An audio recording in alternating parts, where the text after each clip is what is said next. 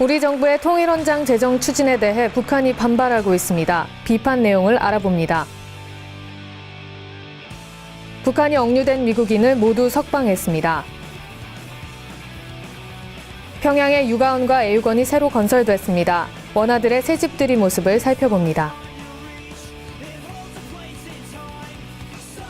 안녕하십니까. 유니티비 한반도는 지금의 강혜윤입니다. 오늘은 통일부 정치군사분석가 김자영 사무관을 모시고 한 주간 한반도 동향에 대해 알아보도록 하겠습니다.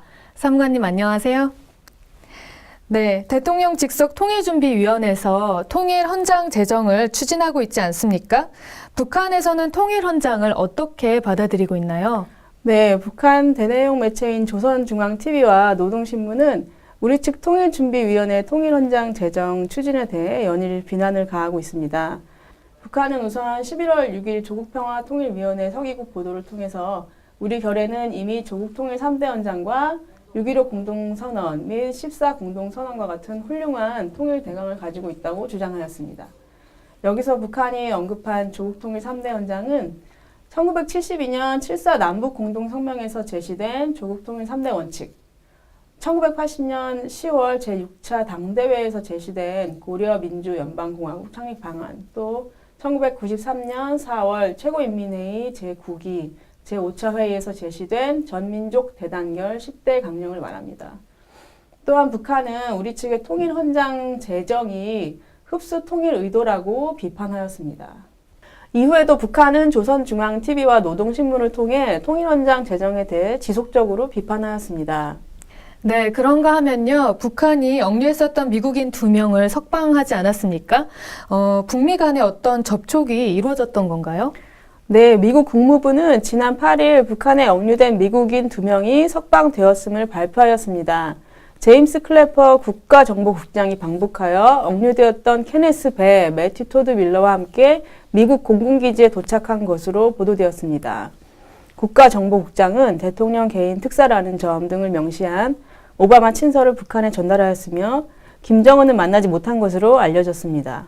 과거에도 북한은 미국 고위층을 불러서 대화를 시도한 사례가 있었습니다. 2009년 빌 클린턴 전 대통령을 평양으로 초청해 억류되었던 미국인 여기자 2명을 풀어준 것이 대표적입니다.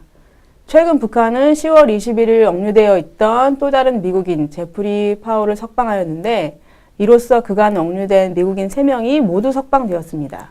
네, 북한에 억류되어 있는 김정욱 씨도 빠른 시일 내에 석방이 되기를 바라보겠습니다.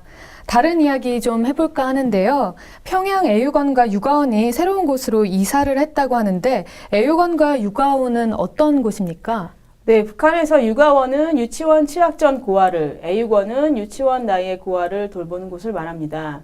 모란봉에 있던 평양 육아원과 애육원이 대동강으로 이전했는데요. 화면 함께 보시죠. 훔치수리한 대동강 기슭에 희한하게 새롭게 일떠선 평양 애육원 육아원에 6일 원아들이 새 보금자리를 폈습니다.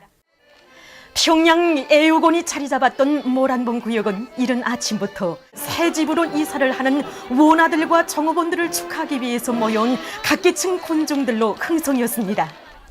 애육원과 육아원의 원아들은 미리 마련된 버스를 타고 이동을 했는데요. 설레는 마음을 숨기지 않았습니다. 새 집에 갑니다.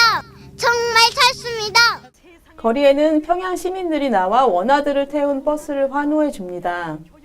새집들이에 들어간 아이들의 공연도 이어졌습니다.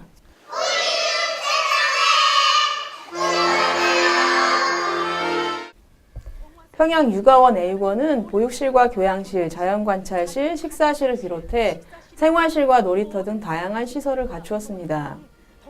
김정은은 평양 육아원 애육원을 올해 당 창건일까지 완공하도록 지시하였으며 그간 건설 현장을 5차례 방문한 바 있습니다. 이 같은 행보는 어버이 같은 애민 지도자라는 이미지를 부각시키기 위한 것으로 풀이됩니다. 네, 지금까지 한 주간의 북한 동향을 알아봤습니다. 정치군사 분석가 김자영 사무관께서 함께해 주셨습니다. 고맙습니다.